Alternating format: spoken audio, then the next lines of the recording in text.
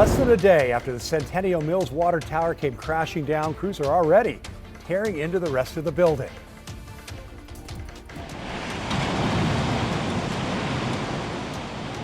Right now at noon, we take you live to the demolition site. Plus, Disney taking aim at the FCC, while the company says the Fed's review of ABC's broadcast licenses is an attack on free speech. Plus, a Clark County suspect accused of killing a recent high school graduate making his first court appearance and telling police it was an accident.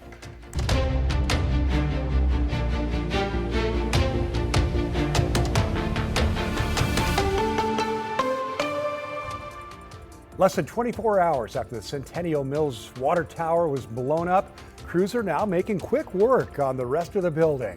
All morning long, demolition teams have been tearing down sections of the burnt-out building, causing many of the Pearl to stop and look on. Good afternoon. Thanks for joining us here. I'm Tim Gordon. We had a crew at the scene all morning long as that building comes down piece by piece. We want to turn things over now to Mo Hyder, who's giving us a live look at the progress. Hey, Mo. Yeah, Tim, I'd say a lot of progress has been made since this morning. Up until a few hours ago, those walls are standing tall, but that's certainly not the case anymore. As you see here, crews have been busy working since a little after 8, using an excavator to chip away at the building, starting from the top. And as you can see there, you can see literally the interior of the building, specifically the side that's facing us as workers continue to tear it down. Again, it was around 8 when the demolition picked back up. That's when we heard what sounded like concrete slabs or bricks falling down this morning. The city said they were going to start the demolition by taking down the water tower, which they successfully completed yesterday. From there, they're going to start tearing down the walls. Unlike yesterday, the city didn't send out a text alert or provide a countdown today, so many people walking by were kind of caught off guard when they started to see the parts of the building come down, sending clouds of dust into the air. And we spoke with one person who went out for a walk who said he's just hoping to see the land put to good use down the road. Definitely got to come down because, yeah, it's unsafe, but, something new is going to go in its place, and that'll be nice. It's pretty valuable property, I'm sure. The city initially said it was going to take about 2 weeks to get the walls halfway down, but by the looks of it, from what we've seen this morning, crews are moving pretty fast.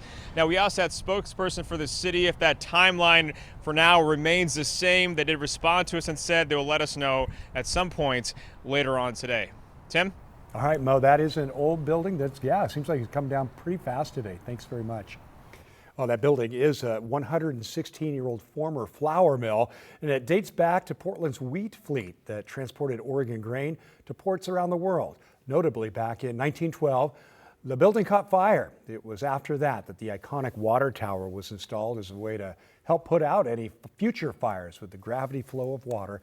The mill remained in operation until the late 1990s before the city of Portland bought it in 2000. They used part of the property for the Portland Police Bureau's horseback unit. Well, the mill building sold 2 years ago to a developer for just over $1 million. It's sat abandoned for decades now, and with that came a lot of problems for the neighborhood. City records show nuisance complaints about the building date back to 2017. A couple of months ago, Portland police filmed themselves clearing the building of squatters and arresting one person. Well, we're just learning the car belonging to a woman who's been missing since late July has been found. 78-year-old Claudia Grandy and her car were reported missing after she left her residence on Southeast Alder Street in the Montevilla neighborhood back on July 26th.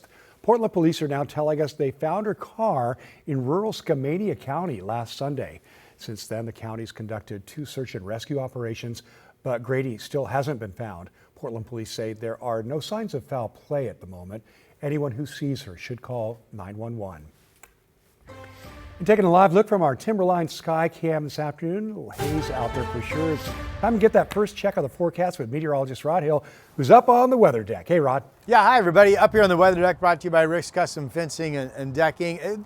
You can detect a little bit of haze, as you mentioned, and I think that's from the fact that overall the wind flow aloft is pretty light. So we've had a little bit of smoke just kind of meander. I don't think there's anything to worry about. Our air quality continues to be measured good to moderate here at the noon hour. We're enjoying sunshine like we did yesterday at the noon hour, but a different story at the beach. We give you a live camera tour. Let's go to Schnookwyns Casino Resort in Lincoln City. Now, yesterday we did end up with kind of partial clearing throughout the afternoon up and down the coast. High stayed in the 60s. We'll probably see that again today. 63 is the number in Lincoln City. Salem never really clouded over this morning, and you folks enjoying a hazy, sunny afternoon now that we're in the noon hour. 74 degrees, so you're warming up nicely already, but still fairly comfortable for the month of August, of course. And there's the look at the Interstate Bridge from the Vancouver Springs to the waterfront location. It is 71 degrees. We're just going to be sunny to hazy sunshine for the remainder of your day. Yesterday we actually made it to 85 on the final climate report, and I've got us 83, 84, 85 again out there this afternoon. It's good weather to bring down a building, Tim. What can I tell you? We'll have your complete 7-day forecast coming up. For now, back to you. Okay, Rod, thanks very much. Time for a look at some national headlines this afternoon. Disney is suing the FCC, alleging the agency violated its First Amendment rights. The complaint alleges the agency has waged a retaliatory campaign against Disney-owned ABC because the Trump administration doesn't like what it airs. Recently, FCC Chairman Brendan Carr defended the agency's actions against ABC, saying broadcasters have a duty to operate in the public interest and that the FCC is trying to restore that standard. ABC has accused the agency of attempting to shut out its constitutionally protected free speech and, by extension, that of every media outlet in the country. Opening statements will begin in a pivotal federal trial against Meta Platforms, the parent company of Facebook and Instagram. More than 24 states sued over child safety and privacy concerns. They claim Meta collected the personal information of kids under the age of 13 without parental approval, violating federal law. The trial is expected to last 6 to 8 weeks. Meta faces several lawsuits in state courts as well. Well, Google says it is buying Spirit Airlines' massive trove of data to help improve its artificial intelligence models. The $10 million deal includes internal emails, spreadsheets, booking and frequent flyer information, transactions, and employee data. Google says the data has been stripped of information that could identify individual people.